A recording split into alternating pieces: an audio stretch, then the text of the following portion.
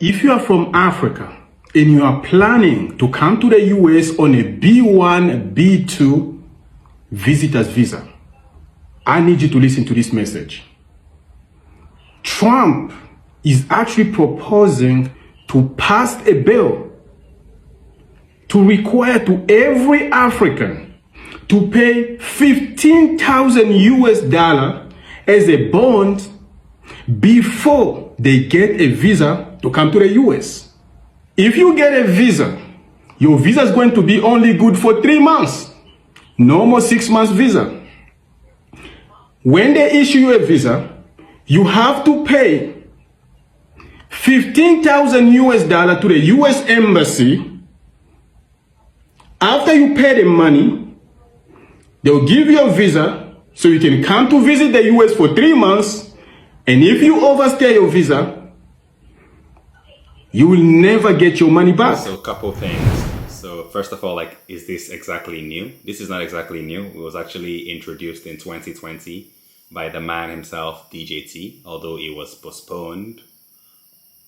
But now it looks like because they're still having migrant crisis in the US, it's being reintroduced again.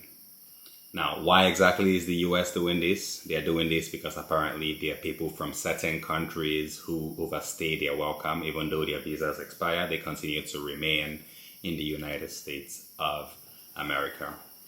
Now, like, could you say that, like, is this fair? Is this like a fair thing to do? Like, where they say you gotta pay to play in the USA? I think it's fair, to be honest. We have the same issues here in Canada as well, where we have people coming on visitors visas and then staying after and putting their children in school even, and then trying to claim refugee status and all these other system plays that people do. So we do have that problem in Canada. I hear the UK also has something like this as well. So I do think it's fair. Now, like, is the price of $15,000 a little bit steep? You be the judge of that down in the comments below. We're gonna keep playing the clip here. But here's the truth. If you make a mistake and pay the 15,000 US dollar, the way we know Trump, that money is gone. Seriously, you never get your money back. Because they don't say, how will they pay you back? The question is, are they going to take your bank account, your banking information? Nothing. They don't have any plan how they're going to give your money back. Not too long, about 2 weeks ago, they say you're only going to pay about $250. But Trump said the $250 is too small. There is no way they can give you a visa to come to heaven. Yeah, you know what they say about us human, right? You make an ass out of you and me. So I don't know where he gets the idea that you're never going to get your 15,000 back. But if you do comply and leave at the end of your visa, then you should get your 15,000 back. Yeah, let me know down in the comments below. Do you know anybody who never got their money back?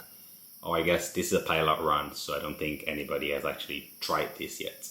So I wouldn't make any assumptions just yet. Heaven, America, for $250. You want to come to heaven, meaning America, you have to pay 15,000 US dollar to come and visit US. And this just happened almost 2 weeks after African president came to visit Trump in the White House. It doesn't make no sense. What type of diplomacy? After your visit to the US, Trump still come up and say African tourists should pay 15,000 US dollar to visit the US? Yeah, so he is right. Like, they did have an African leader that went to the US to sign a mineral rights deal. I forget the name of the country now. Remind me down in the comments. But that's completely different from this issue, right? This is an issue of people overstaying their welcome. So it's not the same thing as doing mineral rights deals. And not to mention, like, he's saying America is in heaven, but I'll beg to differ, because the way some Africans, they really act, like when they're going to America, it's like when they come back, they start to lift up their shoulders like this around the other people that never went to America before. So it's a thing actually in Nigeria where people glorify America.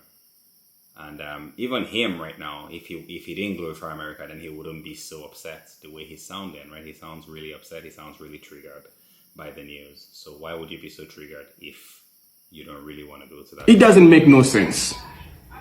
This does not apply to Australian. This does not apply to European. This does not apply to South American, not to Asian. They are basically targeting African. They don't want African ever to come to the US. And all I can say to my African people, don't pay nothing. And don't even apply for visa. US is not heaven.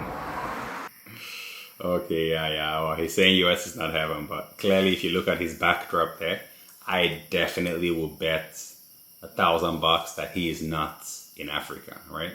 The whites, cupboards and all that looks pretty Western to me, right? So to be telling people don't apply for visas, people know why they go to the US. It's because they want a better life for themselves and for their family, right? And he's saying it doesn't apply to Australia, EU, and Asia. Well, of course it doesn't, because the criteria is pretty clear. The criteria for this is you need to be a repeat offender. You need to be having like high numbers of people that default on their visas and overstay their welcome. Now, I doubt people from Australia or Europe or Asia, they would overstay their welcome. I think it's something that is related to Africans for the most part. And I, being an African myself, it pains me to admit it, but it's true, right? So that's why it doesn't apply to those other countries, and then it applies to African countries. Yeah. And honestly, I don't want to play the victim card. Let's not victimize it. It's not about, oh, poor Africans. No. We need to learn to follow the rules when we go to a different country. Then we need to follow the rules. If your visa expires, then you need to get up out of there. But really, the real question is this even going to be effective? Or is this just going to end up pushing away people that are coming for tourism and all that? It's just going to scare them away. It's going to scare away businessmen, people coming on their international students visas. Is it going to scare them away? Because we all know like the revenue that the US gets from international fees. So is this going to scare away like legitimate people while allowing like the people that were otherwise going to default on their visas to still find ways to come in and still default? Right? That's really the real question. So far there's no evidence that this is even going to work. But that's why I guess there's the 1-year pilot program to see how it does. And if you know me, you know that I'm not the biggest fan of DJT. But I will agree that I think this is a problem. Like people overstaying their welcome is a problem. And I think it could work actually. It could act as a deterrent because not a lot of people have 15,000 just sitting around, especially people that intend to default on their visas, right? But another question is this a slippery slope? Because imagine that countries like Canada, UK, they start to do something similar like this, right? Then what does that happen? What does that leave for people that are trying to travel in good faith but might not have these kinds of large sums of money to drop down? That's really the question here. Are we punishing the many just because of the few offenders? Or do we have many offenders and the few that are actually following the rules? Let's talk about it down in the comments below. Be sure to smash that like and that subscribe. And until next time, peace.